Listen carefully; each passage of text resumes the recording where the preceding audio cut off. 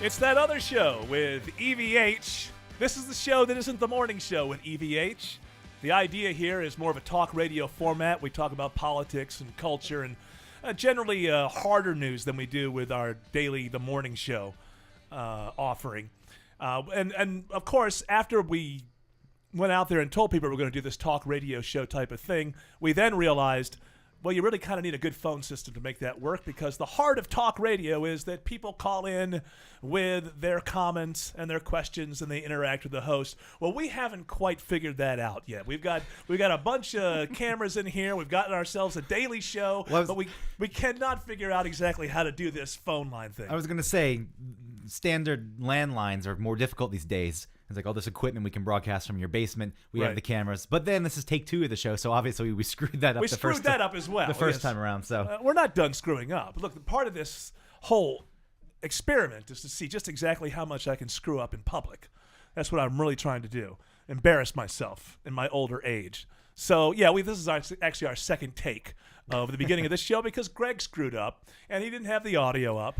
You can't say I screwed up. I was ready to talk, man. Those things opened up. You pointed to me, and I was ready to talk. Yeah, it was my fault. All right. I'll take the blame. Right. I know that you're distracted. Greg's distracted. He's distracted by all kinds of things going on in the world. So what we're going to do is we canceled the show yesterday because we didn't have phones. I don't want to keep on canceling shows. So we're going to do the show, this being our second That Other Show with EVH. We're going to do it as we did the first, which is this is the place for hard news, culture, politics. If we had phones, you can call in. We don't have phones. So therefore, we are going to take your questions, and I'll try to interact as much as I can that way. I don't see the microphone in front of Autumn's face, and I was going to ask her a question. Yes, I'm ready for you. Yes. So you're going to monitor. What's the hashtag? That's what I was going to ask. Yeah, if you have questions, you can obviously you can be on our Ustream social stream and That's ask us there, or you can ask us through Facebook, Eric Von Radio, or you can hashtag Eric Von Radio on Twitter. And and throw in your commentary too. I don't want that. We have another show that we do called Ask Eric Anything, so it doesn't have to be questions. I mean, just give your commentary on things, and I will interact with that as well, just as we would if you had phones. One thing I want to bring up in the very beginning, because we don't really touch on hard politics in the morning show, is something that's of great interest to me. It doesn't seem. I think it's just now starting to get into the national mindset of what's going on in Ukraine. Right now, there's a truce declared in Ukraine last night, and then I just brought up a story that said 100 people have died today. And I don't know if that's today, or I just looked at, I had the story right in front of me, and then it switched to another story. So what's interesting about Ukraine is it's being played in America as if this just blew up overnight. That's the way that I'm seeing it anyways, as if these people just hit the town square in Kiev, and there's fire everywhere. But the truth is that these people have been in the streets for over 3 months now, and most Americans aren't aware of the fact that people have been in the streets in Kiev because why are they there? Why are they there for 3 straight months? Why are these fires happening now? Why are people dying? Because they want to be closer to us. And for the last 3 or 4 months, we couldn't have had a more deaf ear to this. You know, America has gotten into this state of mind where we've had a couple of wars. We're tired of wars. We don't want another Bush. We don't want another Cheney. We're not in the mood for confrontation with the world. So much so that when a bunch of people put their lives on the line for 3-4 months, basically saying, we want to be in the West, we want to be part of what America and Europe are doing. We don't want to be close to Russia. America says, hey, that's real good, kid. That's real good, kid. Give us a call if things work out. We've done zilch, nothing for these people who are freezing their asses off, putting their lives on the line for one reason. In the future, they want to be our friends and not so much part of the Russian orbit. And it's really kind of embarrassing. It's not, I think most people don't even know this is going on. It's embarrassing that we don't know it's going on because it's gotten very little press since it began. because the only thing the press cares about is what's Barack doing today? How much do people hate Barack today? How much do people love Barack today? How's Obamacare doing today? What about that plan? And didn't he say he was going to be you could keep him? You know, how many times can you read the same damn story about how the president lied to you about Obamacare? He did. Move on. He's president of 2016. Is this all I'm going to see on my 24-hour news network? How popular is Barack Obama with the American people today? We've becoming a society of, one-trick ponies. We ought to be able to chew and chew gum and walk at the same time. We ought to be able to have our opinions on Barack Obama and the Congress and the 2014 races. And every once in a while, as Americans, show just a little bit of interest in what's happening outside of our borders. This is dangerous. If we keep ignoring what's going on in the world, it's going to come back here and haunt us big time. The idea that the United States can just decide we've been in a couple of wars, we're sick and tired of that, we're not interested in the world anymore, that's going to come back to haunt us. I got news for you. The world isn't just going to run itself. America has gotten to the point now where we seem to believe that the rest of the world got tired of us being the super cop. The rest of the world got tired of us being the superpower. And so we've been too arrogant lately, and we've been sticking our nose in places where it don't belong. I got news for you. Somebody's going to lead the world. All right? It doesn't work. It doesn't work this way. If America pulls back and stops sticking its nose into others' business, then the world will run by committee like a League of Nations. No, if America steps back, somebody else steps forward.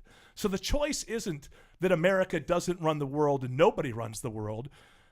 The choice is somebody's gonna be the most influential nation in the world.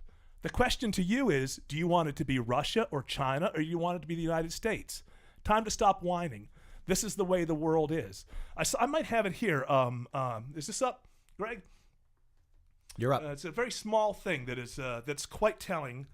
If I did put it in here, it's the president. He was talking about what's going on in Ukraine. I can't even see it in front of me, but he was talking about what's going on in Ukraine. And basically his point of view was, well, my administration doesn't look at this as if Ukraine is a pawn in the geopolitical situation going on in the world between America and Russia. We just want the people of Ukraine to be able to protest legally and live their lives properly.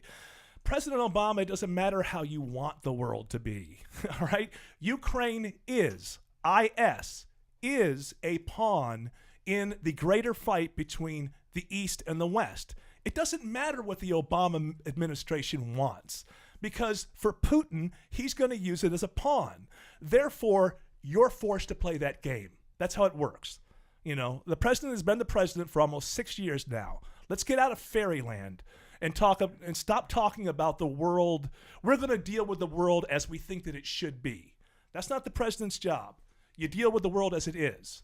Ukraine is a pawn in the greater geopolitical fight on the world stage.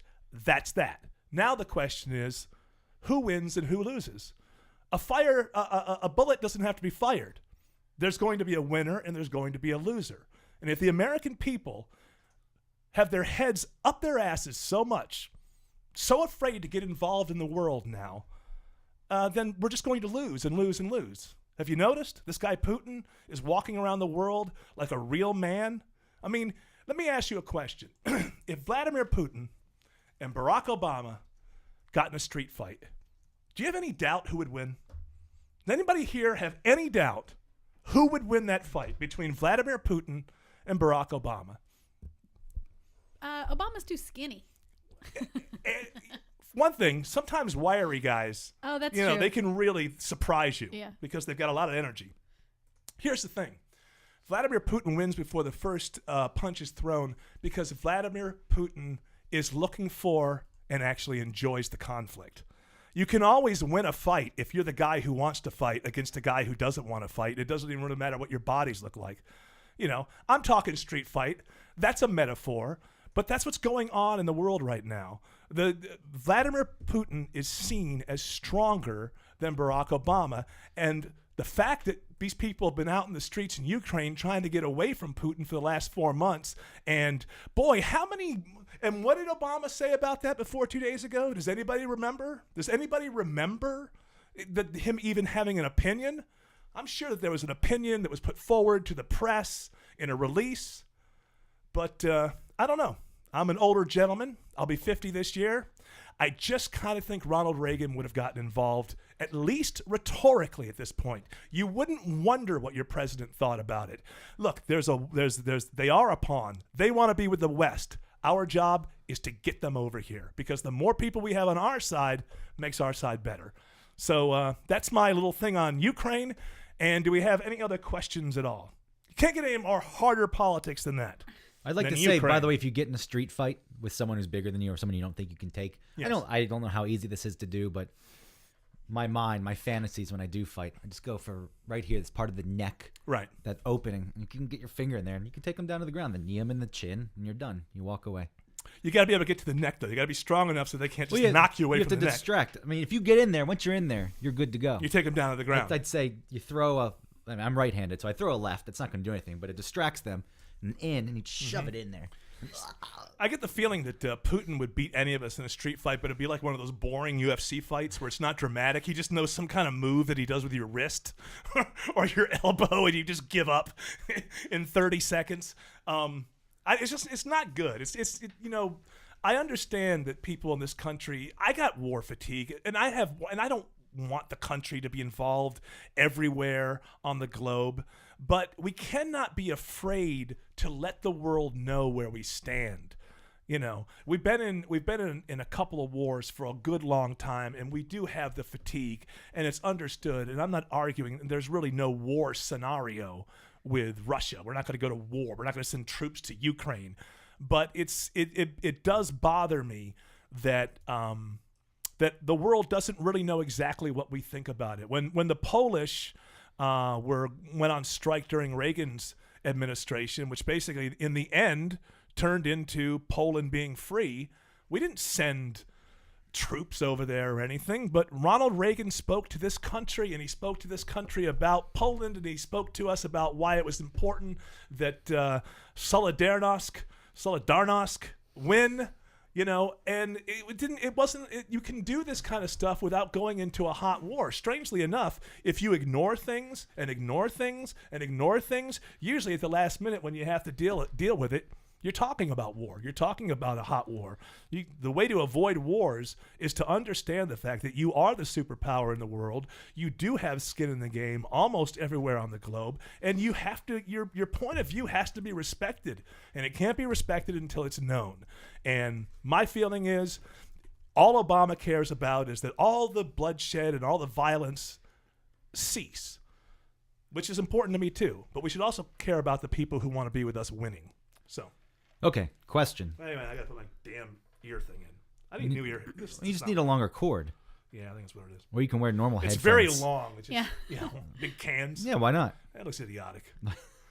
Switch to my camera for a second. Looks idiotic. It looks cool.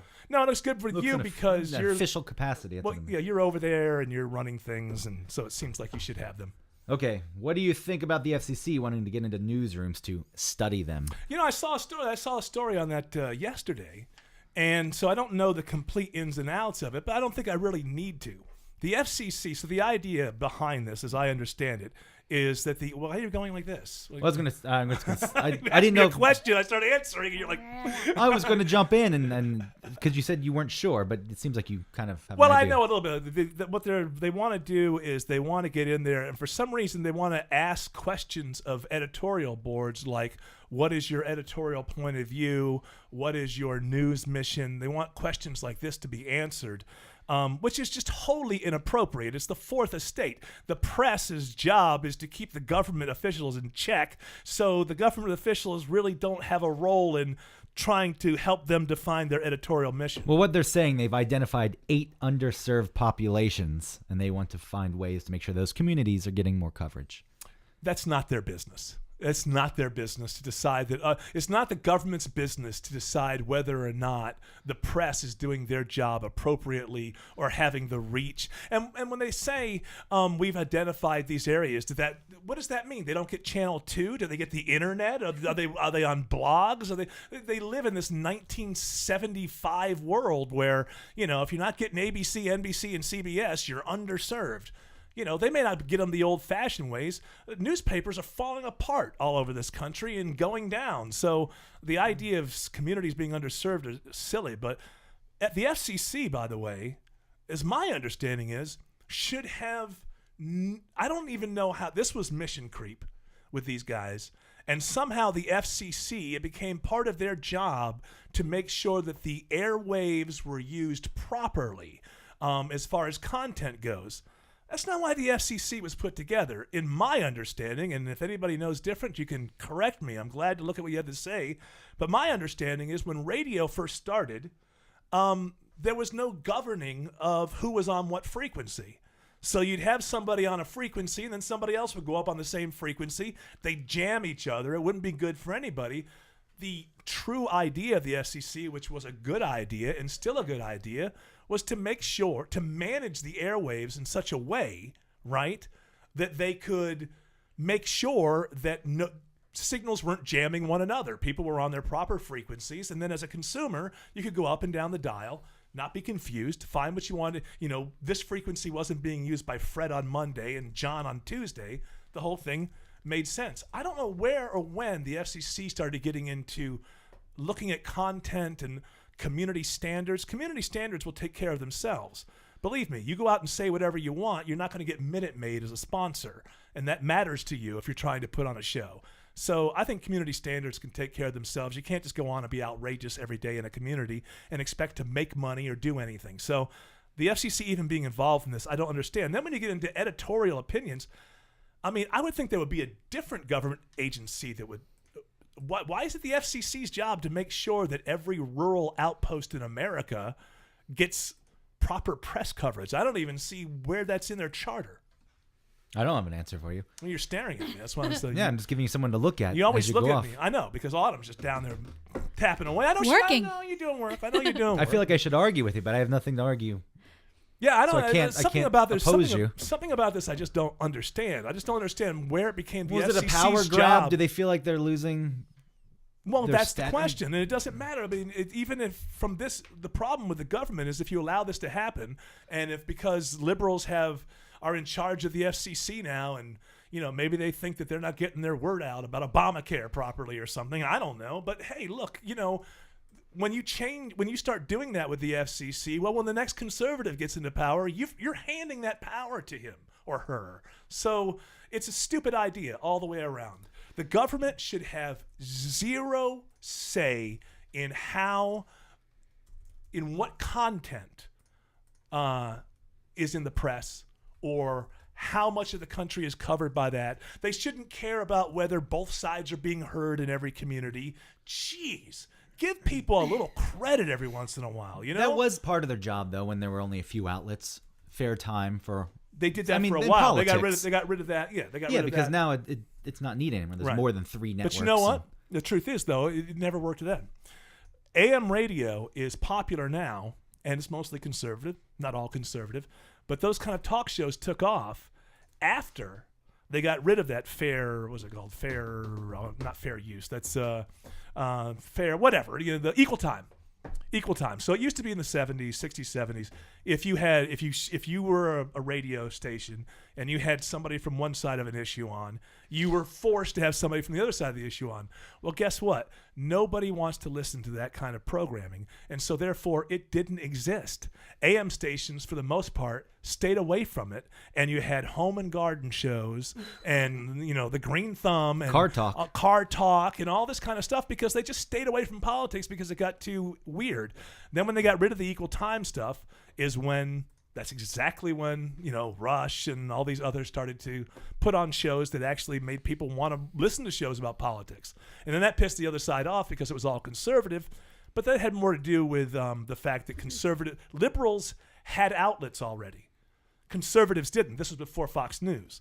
So the reason that the radio shows did so well is because you had all the conservatives going to the only medium that had anything to do with their point of view. And also liberals, for the most part, just haven't put together good radio shows. That's their problem. Remember Air America? It doesn't work in radio.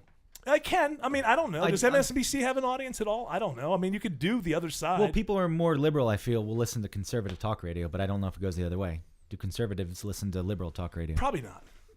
I mean, conservatives, I'm a conservative to a certain degree. I'm a fiscal conservative.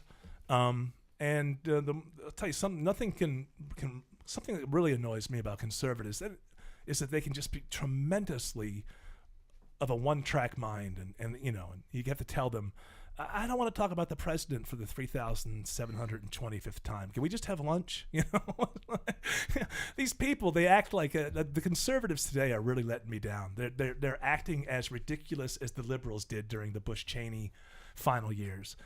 Just relax. You lost. You get another shot in 2016. Shut the F up till then, or go work for the 20. So I don't want to hear you bitch and moan about the president every day.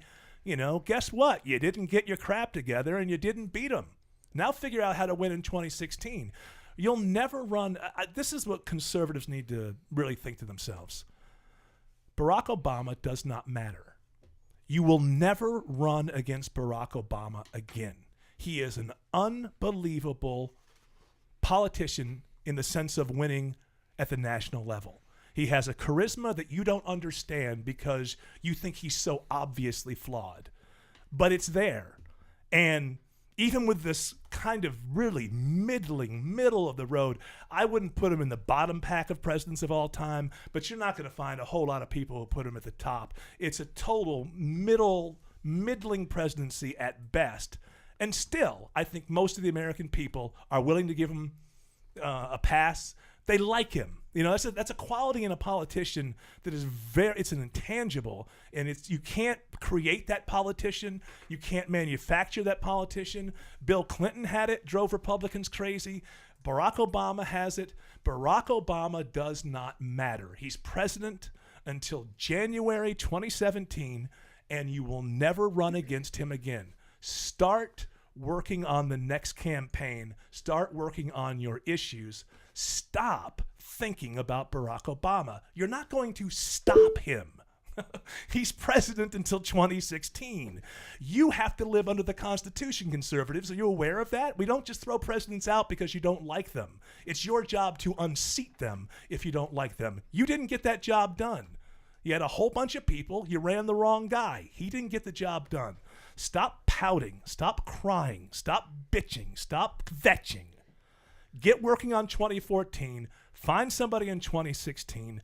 Stop talking about Barack Obama. I find him to be... You're talking about Barack Obama. I'm talking to conservatives about them. I'm talking about, Barack Obama is not dangerous. He's boring. I don't understand why people don't get this. The guy is boring. I was against Barack Obama before I ever saw him because I already dealt with all these issues and sorted out where I stood on these things. I as soon as he came along, he was spouting remedies that I didn't agree with already. So I was never going to vote for him. But sometimes, you don't just get voted on for ideas. Being charismatic, that's part of being a politician. It's very, very difficult to beat guys like that when they're that good. The Rasmussen poll conducted in 2007, John Tyler, worst president ever. Is that who is it? Was it amongst historians? I mean, obviously we wouldn't know because I have no idea what John Tyler did. Wasn't he on Home Improvement? I believe he was. He is Rasmussen Reports, founded in 2003 by Scott Rasmussen. I guess he's a big conservative. He's the guy who convinced Fox News that Mitt Romney was going to win. How has Fox News ever not said, hey, we're sorry about that? And I don't know if this is the worst president ever or just he has the most unfavorable points, but people think of John Tyler. I don't even think of John Tyler. No, when I think of bad presidents, I think of let's go to an old president that I think of as bad. Andrew Johnson. He followed he was apparently an alcoholic who would show up in public giving speeches while he was rip-roaring drunk. And he was the guy after Lincoln. He was put into place and he was impeached. So he wasn't removed, I don't think, but he was impeached. He was the first president to be impeached. He's middle of the pack here.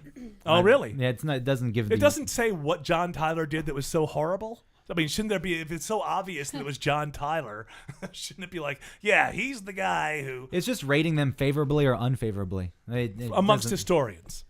6 presidents. It's got to be amongst historians. 80% of Americans. Well, what the hell would most Americans know about John Tyler? Nothing. I think that's why. Like, who's this guy? Can I tell you, I hate him. John Tyler never came up in history class other than maybe a name if you were John Tyler Thomas. impressing everyone. He was in Lion King. Oh, well, there you go. I didn't know that. Maybe he was bad there. Yeah. So, no. So, still pushing that angle. History. Yep. Keep that joke going. At this point, you lost. Do you want to hold on? Let history judge Barack Obama. You need to stop doing that. If you want, work on getting a Republican Senate. Work on stopping what he wants to do over the next couple of years. That's how the system works. Every moment you bitch about the President of the United States when you're a conservative, you're walking backward. Okay, what's next? There's some questions on the Ustream social stream. Don't call it social stream. That's their name for it. I call it chat room. Okay, the Ustream chat room. There's 3 people that want to know about China. Rick Galinas, China is the world powerhouse, unfortunately, and there is nothing America or Russia can do. Thoughts? Yes. There's a couple more about why do we fund commie China with our business, yet selling weapons tech is forbidden. Friend or foe? These are all different questions, all on China. So basically, China. what do I think of the situation with China right now? The reason that we're in such a pickle with China, and this goes back to Republican administrations, Democrat administrations, all the way up to now, more so now than even before, is that somehow somebody thought it would be a great idea to make them our banker. So we now, when you see that debt clock going, what is it, 17 trillion now, or almost $17 trillion? We're now borrowing money from China to pay the note. Oh, no, how does this work? We actually borrow the money from China to come up with all these social programs, and then we pay back just the note. So it seems absolutely bizarre to me that the United States of America, shouldn't we be the banker of the world? We're the superpower. Shouldn't we be lending money to the world? Wouldn't that put us in the powerful position? I would love to know from these past administrations how people thought this was such a great idea that China was just that we were going to continue to go in debt by borrowing from China. And now we're completely upside down in this debt. So on the particulars of China, I think China is not as fierce militarily. I don't even know that China's fought a big war ever in communist China history. Apparently, a big war. Apparently the Chinese are becoming taller and they're not going to fit in their own tanks. Yes, it was designed for their average height. And well, you know what happens there? You get refrigeration, you get orange juice, you get vitamin C, you get all these kind of things that you don't normally have, and people grow taller. You can't fit in your weapons. They're gonna have to go get the North Koreans to put them in their tanks because they're getting shorter because they're starving to death. The only way that we can get the balance back with China is that we actually get our books balanced here at home. And that means the reality of the situation is we should have a vision that we don't have. And our vision should be, as the United States of America, debt-free in 10 years. You go like Dave Ramsey. You know, it shouldn't be based on, well, what's the 1%? All of us get a cut. All the programs get cut by whatever percentage is necessary that we pay off our debt and get out of debt. You have all these people telling us as individuals how important it is to be out of debt. And yet, as a country, we are so absurdly in debt. I mean, $17 trillion.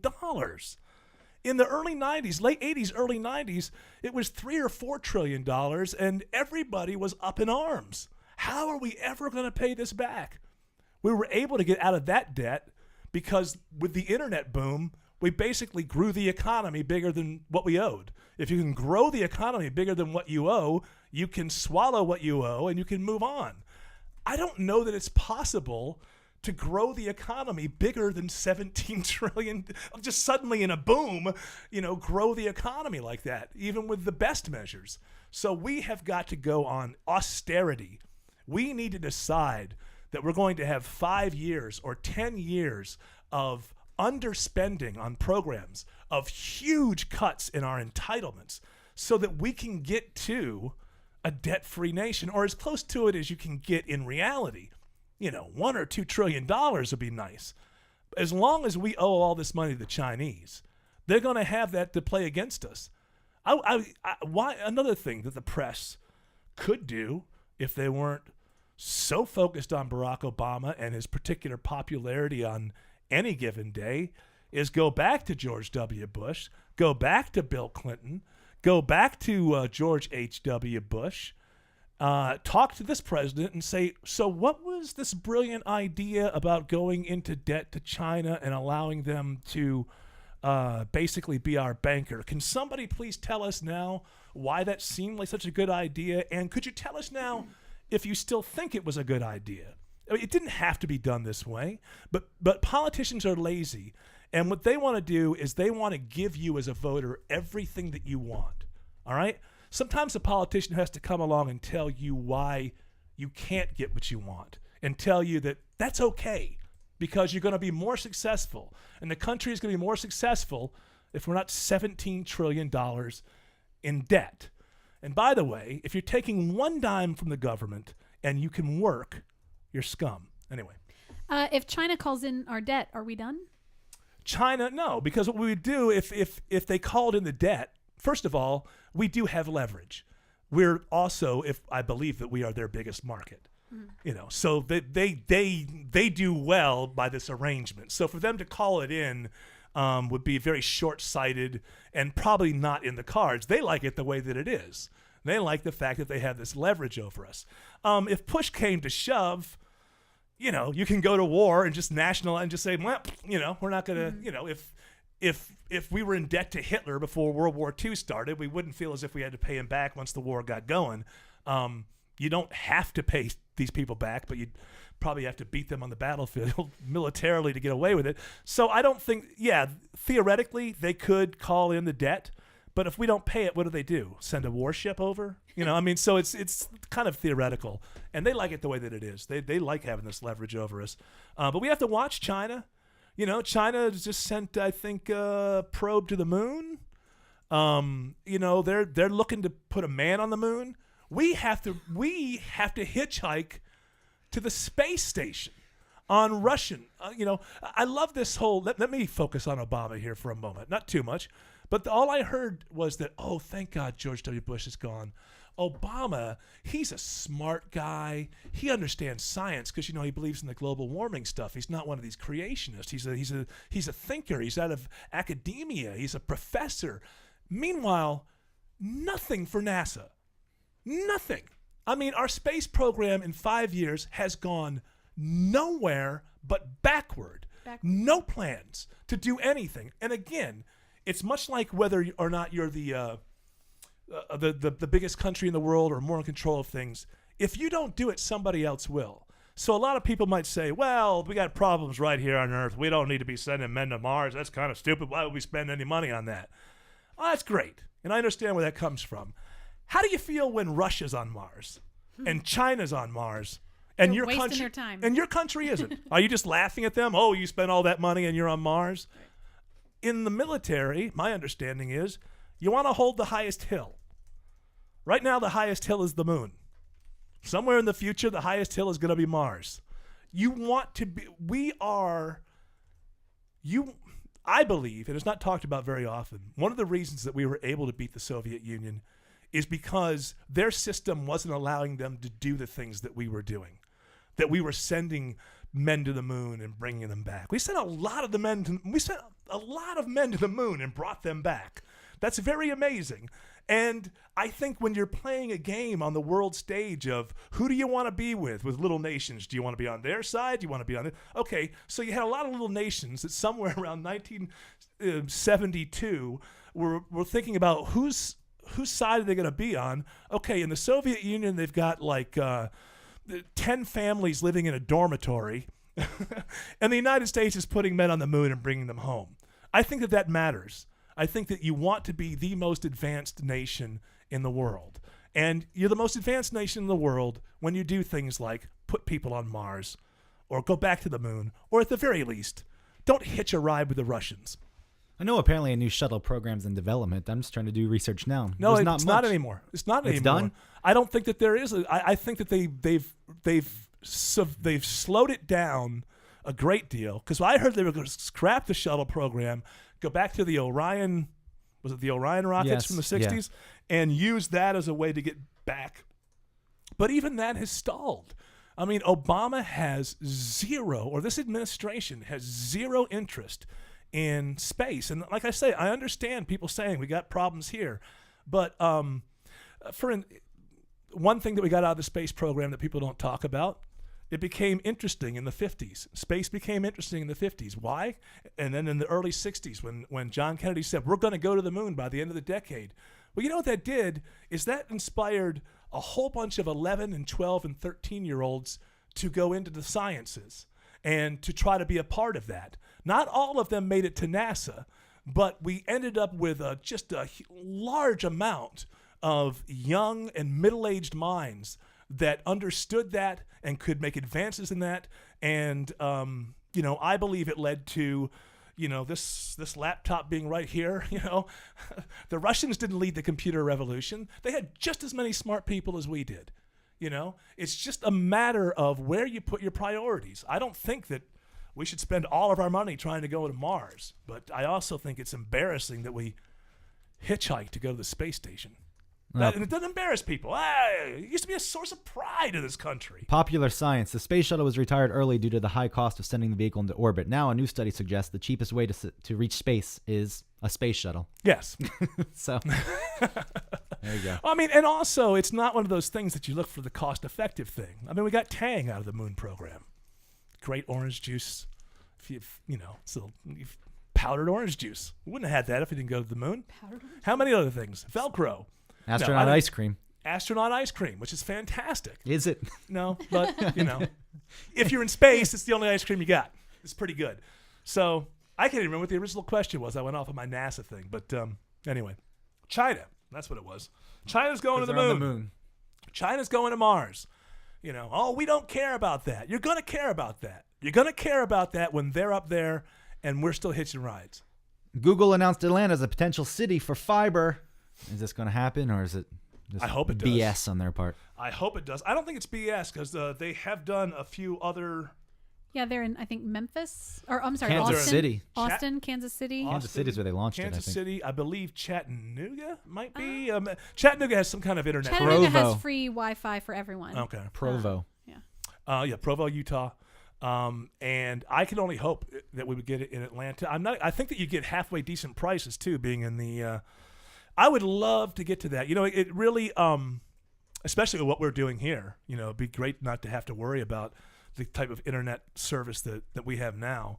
But the big thing in the internet now. I think we talked about this on maybe that other show, the last one we did, and it was very early on when we had heard that Comcast was looking to take over Comcast cable to take over Time Warner cable, and it was very new, and I hadn't really looked at it a lot. One of the big dangers there is that Comcast, the fear is that if they get a hold of that much of the market, it's not just cable, it's obviously the internet cable internet, that they could start hindering net neutrality.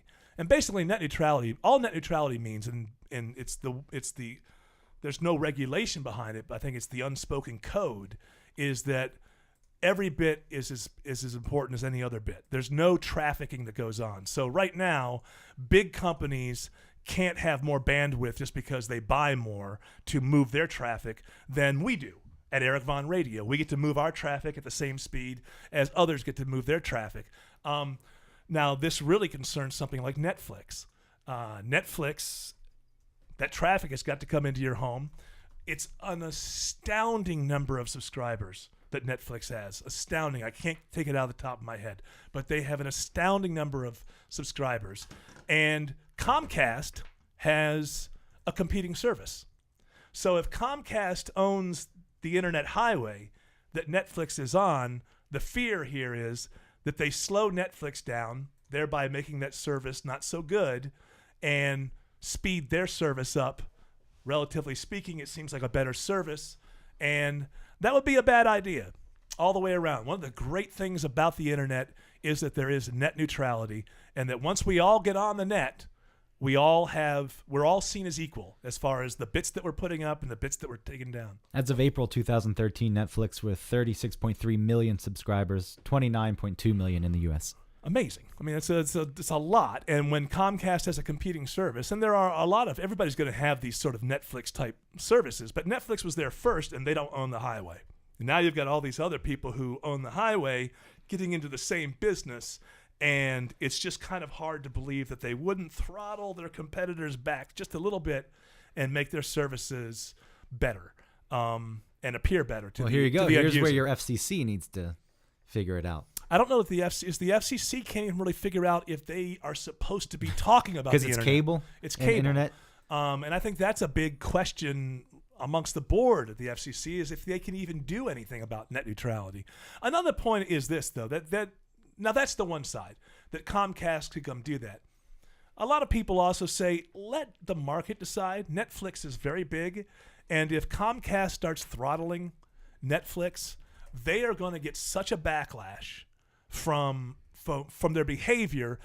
The argument is that the market itself will control that and police that and keep Comcast from doing that. But, Comcast, what are you going to do? Most places you don't get a well choice. You don't get a choice Right. of your internet service provider. But There's that's one. also what Comcast is already saying. They're not going to come. It's already that way, right? They'll just own the Time Warner stuff. The people who have Time Warner and cable now really don't have a choice.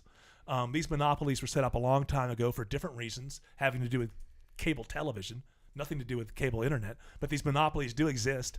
So I don't. It's going to be interesting. I don't have Comcast, and so I haven't dealt with them. But they have a really bad reputation. I don't know if it's deserved or not, but they have a reputation for being one of the worst and most non-responsive companies out there to customer needs. So does Time Warner. I have that in New York, so they're Right. made for one another. Yeah, they're all, Well, because they don't have any competition. Right. Right? Right. So why would they But they need do. to appeal to you? But see, they do. They do have competition. They have. You can get internet from other sources. But if you want that cable, there's DirecTV. nowhere else you can go. There's DirecTV almost everywhere. There's Dish Network. There's and they Internet's provide, the tough one though. DirecTV has an internet service too. So when it rains, you don't get internet. Well, that sucks.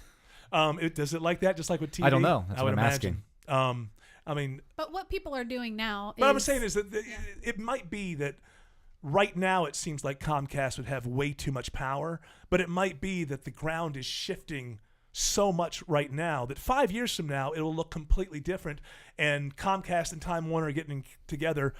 You'll look back and go, well, that's the only way they could even save any kind of market share whatsoever. So it's hard to make arguments in favor of Comcast because Comcast is hated so much.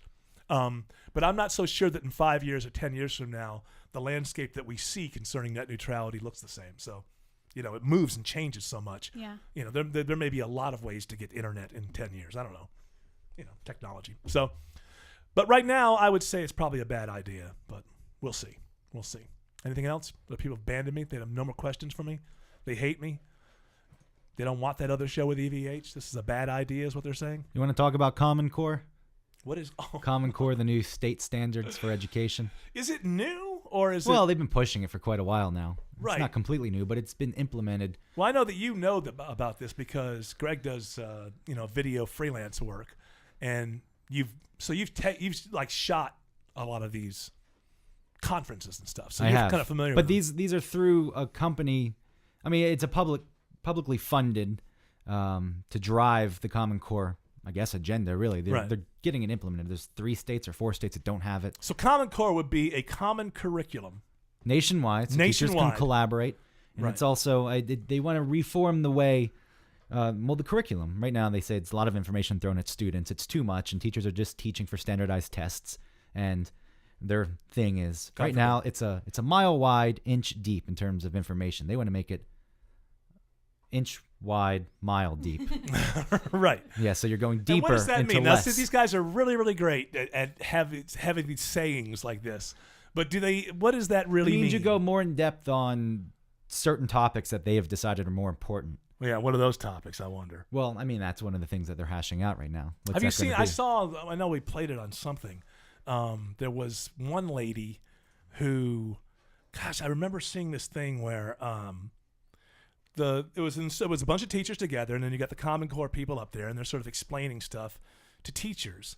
And she was trying to explain that they weren't really. She was saying this: we're not really so much interested in whether the child gets it right or wrong, but how they got there. That is the death of education. That is the definition of. It's the other side. Like whatever the opposite of education is, it would be not caring whether the answer is right or wrong. I think she misspoke, though. I don't think that's the main goal. There's more emphasis on the process and how you get there, right, and the thinking that's involved. And they really want to delve into texts, like complex texts, a lot of nonfiction reading, and they want to apply it across the board. So it's not just reading in like a literature class. You're in your science class, so they want you to read more science-based writing, and then you focus on that. It seems touchy-feely to me. The way you just said it makes it seem like they really want the child to be more well-rounded. But it seems to me that it's all very every time I see these Common Core events, it's a bunch of teachers clapping and jumping up and down and feeling great about the fact that they're teachers. They've broken them. Feeling great about being a teacher. Yeah, but they've broken them into factions too. So people who are against it and people who are for it. So really, when they're pushing, they have these conferences. It is kind of like a cult following right now. This is why it's good, and this is why they're wrong. You go spread the word. Right. So I don't know if that approach is the correct way to go about it. I don't know if it's a terrible thing. Apparently, it gives teachers more control over what they teach in the classroom. But the thing is, they don't know how to standardize the tests for it yet. Right. Because they're against standardized tests. So or teaching to the test. So how do you come up with a test that you don't have to teach to? Becomes almost impossible. You're an educator of sorts, Autumn. Well, yeah. If someone, the problem is when someone makes a test for you, you have to make sure that you cover the information that's on the test. Right. And so then it's this really fine line of trying not to teach to the test. Right. But what's wrong with teaching to the test? Well, why is the accepted premise? The accepted premise is that that's bad, and nobody's ever been educated that way. Well, most people, by the way, were educated what happens? That way. So, for example, if I can give a real example, I didn't. So, I was teaching English as a second language, and because of a lot of problems with the teachers, people were giving the answers to the students ahead of time so that they could have better retention, better success rates. Which is the school's problem. The school was motivating the teachers incorrectly because we were getting punished for having low success rates, and there should be a balance. Stop. Right. Just stop. I'll let you go. Yeah. But why shouldn't you? Not you. No, I understand. But why shouldn't teachers be punished for having a low success rate? Right. So there should be a Won't I be punished if nobody watches these shows I'm putting on? I mean. Well, the problem it's not black and white. Okay, so if I have, but that's the way the school looks at it.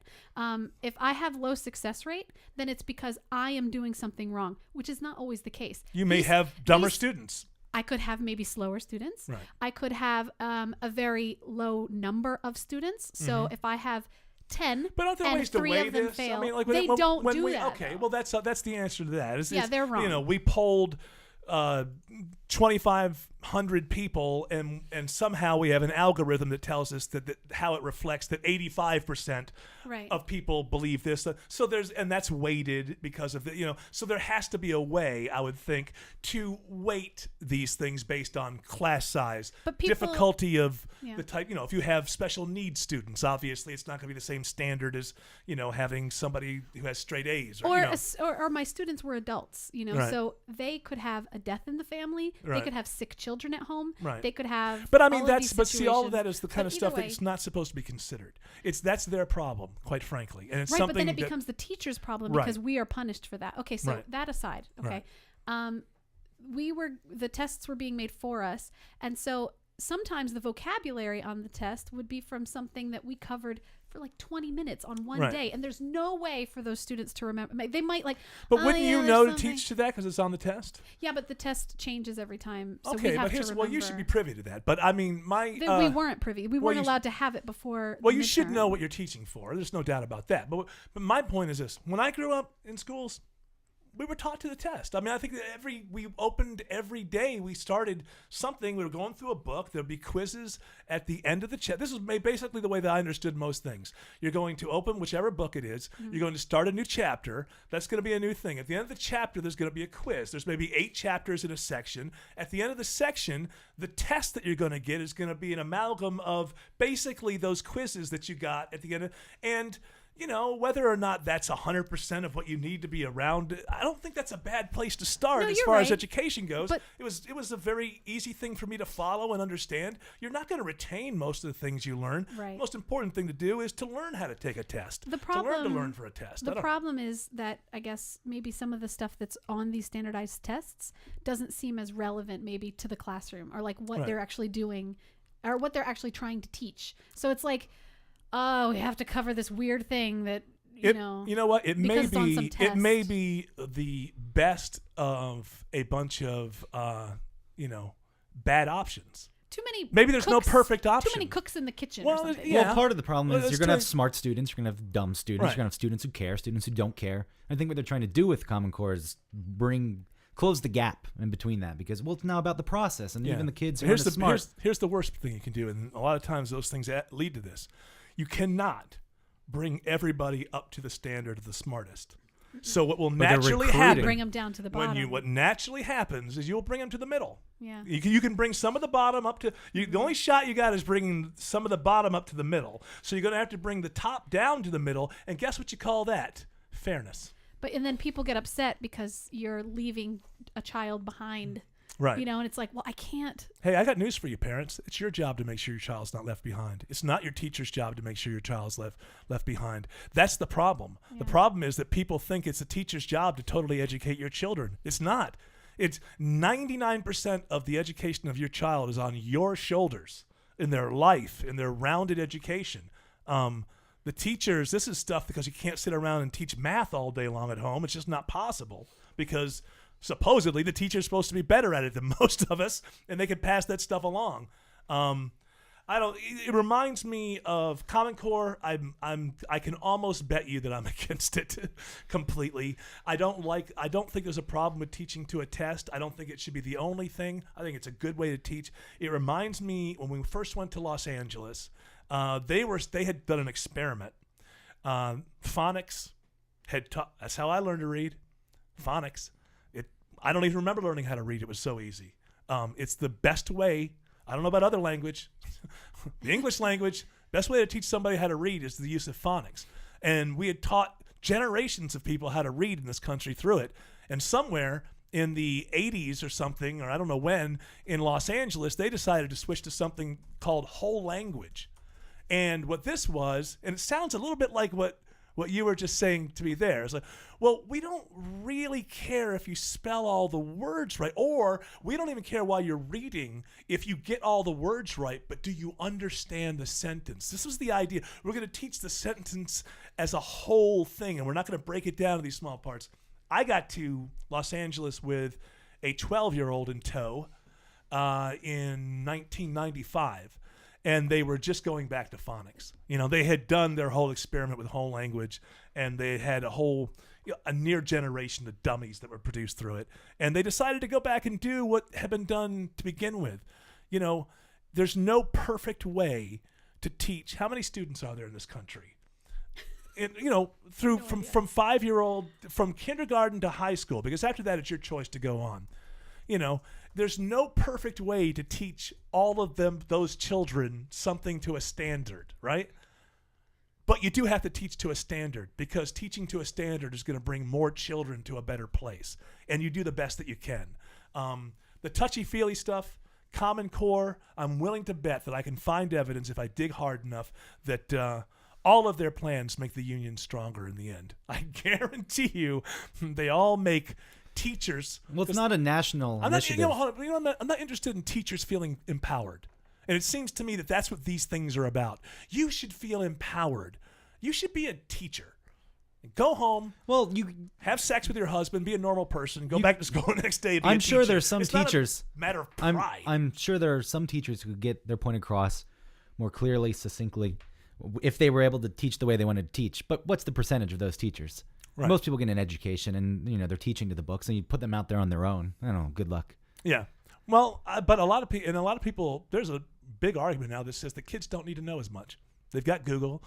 They've got everything. They can look everything up. But I would argue that, it's like that old liberal arts education. The idea of a liberal arts education was that you were well-rounded. You were well-rounded. You pay a lot for those now. Yeah. You want to come out of art school with $150,000 in debt. See, Obama had to apologize to his old art professor because he said that this art degree was worthless. He finally uttered the truth, and then he had to apologize for it. And he, did Van Gogh? Did he have an art degree? Did he? Look, there's things to learn. Did he have an art degree? There's plenty to learn in art. There's plenty to learn, but bring back the apprenticeship. Go work under someone. Apprenticeship. They'll treat you like shit, but if they teach you, fine. Bring back trade schools. Well, they have plenty of trade schools, but yeah, you mean Apex. like in high school maybe get people prepared. Get off of this ridiculous notion that every student in high school should go to college. That is the most ridiculous damn notion. Some people do a lot better off just with their own character and the way that they are. Just go to work. You're better off. Some people just go to work. You'll be a waiter for a couple of years. You're an enterprising person. You open your own restaurant. Some people are better off that way. So, there's nothing wrong with being a mechanic. There's nothing wrong with being a janitor. There's nothing wrong with having an electrician, okay? You're never going to be out of work if you're a smart electrician. We're going to be based on electricity for a good long time in this country, and you don't need 4 years of Harvard to be a goddamn electrician. That's the one thing, and I'm not defending Common Core, but being around, the one thing they do promote is not everyone's going to go to college, so help these people prepare for going to a technical school or I can agree with right that. into work. I can agree with that. I'm sorry to be so blanket against them. It's just that everything I'm not everything advocating for them. I'm I've just seen saying. from these people is they've just looked ridiculous to me. But maybe there's something there that's halfway decent. But I'm not interested in how empowered teachers feel. I'm interested in how intelligent students are after they go through your classes.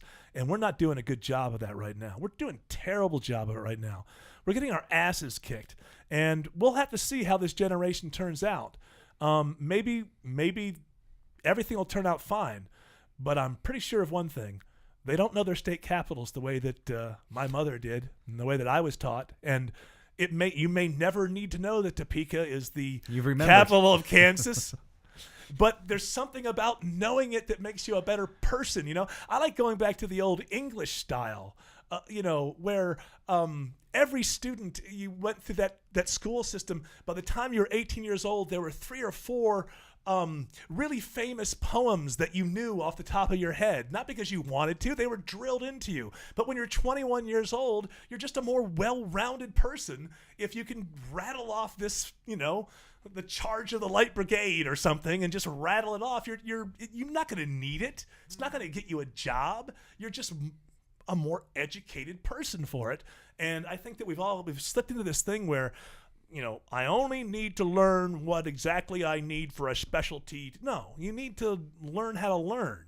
And that's the most important thing. And if you want to learn about the arts, if you want to learn about literature, I dropped out of school in the 9th grade. And Barnes & Noble is out there.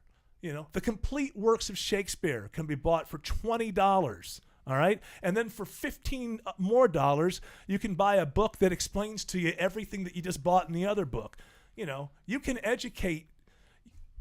The schooling that we get early on in our lives should just teach us how to teach ourselves for the rest of our lives. That's the most important thing. I don't have a problem with teaching to the test because that tells me as a student, I got to learn this. I'm not going to retain hardly half of it, but I've got to learn it, and I'm learning how to learn, and that will pay off down the road. Does that make any sense? That's it. So Common Core, if you disagree, ericvonradio.com. We have an email there, ericvonradio@gmail.com. So send your let thoughts me know. to Autumn. Send your thoughts to Autumn. Yell at her. Don't yell at me. I think it should go back to the old-fashioned way. When it got bad, and this I got the music behind me. It got bad when the stupid notion of class size got involved. Oh, classes are too big. Man, are you kidding me? People in college learn in theaters, for Christ's sakes, but they're paying to be there, so they do the work. It's idiotic, this idea that the class sizes are too big. Get out of here. I can't say that's that other show. That doesn't work. I like it. I would go with it. This has been That other show with EVH, We're going to do another one tomorrow. Please join us. For now, go home.